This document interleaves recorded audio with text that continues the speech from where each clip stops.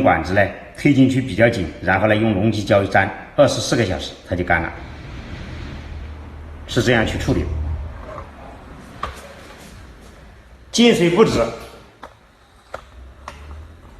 有可能这个气管穿孔了，穿孔了之后它漏气，水上来的压力呢对这个水位传感器呢起不了作用，这是第一。第二，气管的另一端大孔内部已经堵塞了，就是我们说的这个内部已经堵了，有脏污进来啊，就是这个桶呢里面有脏污，就是洗衣的掉的那些毛啊，那些绒啊，毛茸茸的那些掉进来之后呢，它就堵了之后呢，这个水进来呢，它的压力就是很小，或者是堵死了，没有压力。像这一种，如果这一头呢是用有10口的，像那盖子一样的，就像我们这个排水阀，像这样捋上去呢还可以。这个是用胶粘了的啊，撬下来很容易撬烂，所以呢一般都不会从这里去撬。我们把波轮内头卸了之后呢，用铁丝在里面呢把里面的脏污给它掏干净就行了。这是第二。第一是气管漏气，第二呢就是这个堵塞，第三个呢就是水位传感器的问题。像这一种机械式的，我们一吹能听到滴答滴答的响声，车这2个角它是通的，我们在上一课的已经讲了啊。另外这个呢，测它的电压的变化和测它的阻值，边上这2根线一根浅蓝色的，一根蓝色的，这2根线呢之间是有一个电感的，中间呢我们是接电容的，就是说这两边的2根线之间呢接了一个电容，一边一个电容，中间呢是有一根线出来，我们一个表皮呢是接到中间线，另外一个表皮分别接在这个插头的2端，我们来测它的电压的变化。也就是我们吹气之前呢，它电压是有一个的，然后我们吹气之后呢，它应该有电压的变化，就是这个气压的变化，引起内部电感电容谐振频率的变化以及电压的变化，然后呢让电路板检测到信号来控制进水阀断电，然后输出电压给电机来带动波轮转进行洗涤这个呢水位传感器进水不止，我们在上一个视频里面呢已经讲的是很详细的你们看一下那个视频，进水不止。还有另外一个呢，就是电路板出了问题。如果这个水位传感器没有问题的话，那就是电路板的问题了。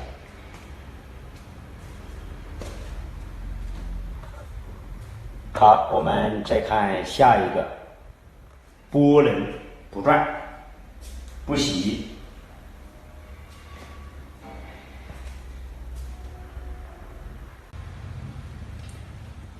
洗衣机在洗衣的时候，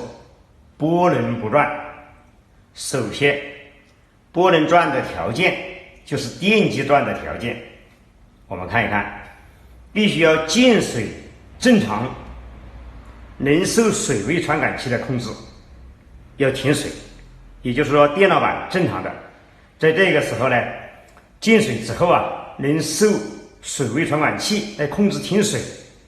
水停了，电机不转，我们就要检查电机的供电，还有电容。我们在维修的时候一台正常的洗衣机，我们可以用一个新电容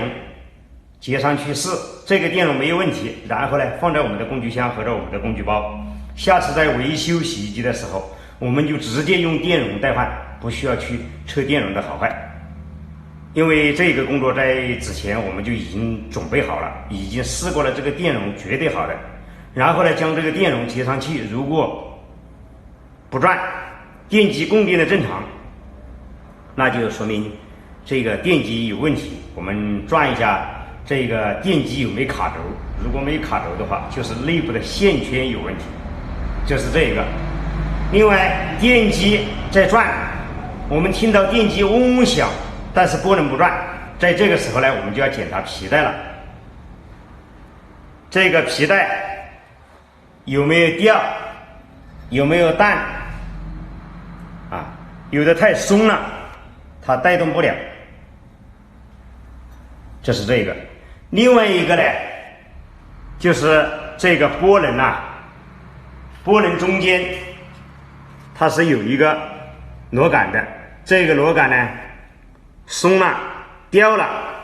这是一个。另外一个呢，就是这个波轮中间那个芯坏了，我们可以看一看。真正的这个波轮的芯呢，它是有牙的像齿轮一样的，你看它全部圆了。圆了之后呢，我们轴它上面像齿轮一样的扣住它的，结果呢，这个波轮呢，它在里面不会受这个轴带动它，就说轴在转的时候呢，这个波轮它是没有转的，它有的这个波轮呢，它还会飘起来，就是这个。如果是给别人修，我们就换一个波轮，换一个波轮呢，能收得起价。如果我们是做二手的，中间这一个芯是可以换的，在这边呢用螺丝刀打下去，然后呢将这个芯取出来，我们找一下这个芯，它的直径、长度中间有多少个牙，一般的有11个齿的，11个牙的。然后呢我们的放在这里，上面垫一块木板，然后用锤子往下打，不过下面这里要顶住要螺丝，然后呢将这个芯呢打下去，这样就可以了。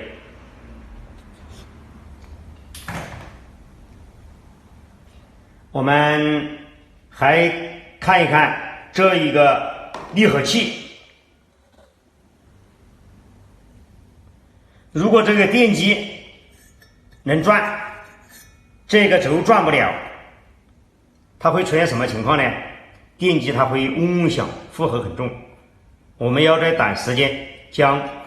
洗衣机电源关上，你时间长了之后它负荷重，电流大，它就会烧我们的电路板。我们也可以将皮带取下来，取下来之后呢，然后呢转一下这个波轮，它离合器里面已经卡轴了，它也是转不了的。在这个时候呢，我们就要换这个离合器的总成。实际上波轮不转的时候，我们手伸到这个桶里面呢，转一下波轮，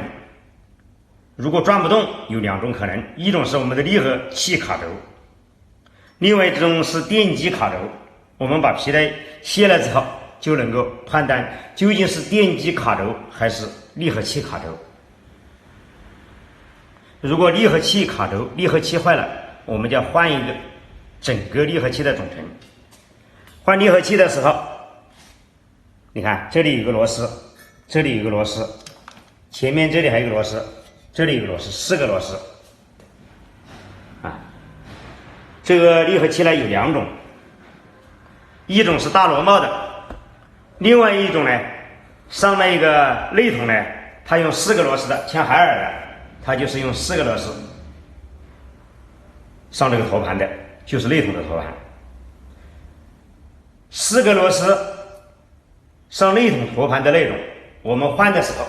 就要把电机整个拆下来，上面这个罩子拆下来。海尔的洗衣机离合器跟这个板是一体的，我们拆这4个螺丝，离合器是退不下来的。像小天鹅的这种，它是用大螺帽来固定内筒的托盘，我们只需要卸下这4个螺丝，就这4个螺杆，离合器就拆下来了。所以说呢，我们在维修的时候见得多了，你就知道哪一种离合器怎么拆。刚才我已经说得很清楚了。好，我们下面看不排水，排水不畅。不排水，那就要看牵引器有没有动作。前面我们已经讲了原理，排水呢是靠牵引器，牵引器在这里，然后呢这根线拉着这个阀里面的一个小弹簧。不排水，牵引器如果没有动作，我们听一下里面有没有吱吱响。像这种牵引器呢，如果是有供电，它会吱吱响，这是机械部分坏了，这根线呢它输不回去了，也就拉不回去了，所以就直接的换牵引器。如果没有响声，在这个时候我们就应该将这根线剪断，或者是呢在这个套管的这一头呢，在这个地方我们上次剪的，在这个地方呢用交流档，万用表的交流档把表针插在这两根线里面，跟里面的铜线接触到，然后呢我们按脱水，就是设置脱水，然后按启动键的时候呢，这两根线上应该有220伏，但是我们插表壁的时候不要插在一起，一根上前一根退后，防止两个表壁打结了一定要注意安全防止短路烧电路板。如果没有电压，我们顺着这根线找到哪里呢？找到电路板，中间的线没断，就是我们的电路板坏了，那就要换电路板。另外一个牵引器没问题，线能拉回去，就是能缠到这个牵引器里面，这里面的小弹簧断了，它也是排不掉水。还有一个呢，就是牵引器正常没有问题，这个小弹簧也能拉出来，在这里面呢有脏污堵塞了之后，水也下不来，这就是排水不畅。基本上就是这几个问题，一个是牵引器的问题，一个是内部的弹簧，当然另外一个呢是里面有脏污。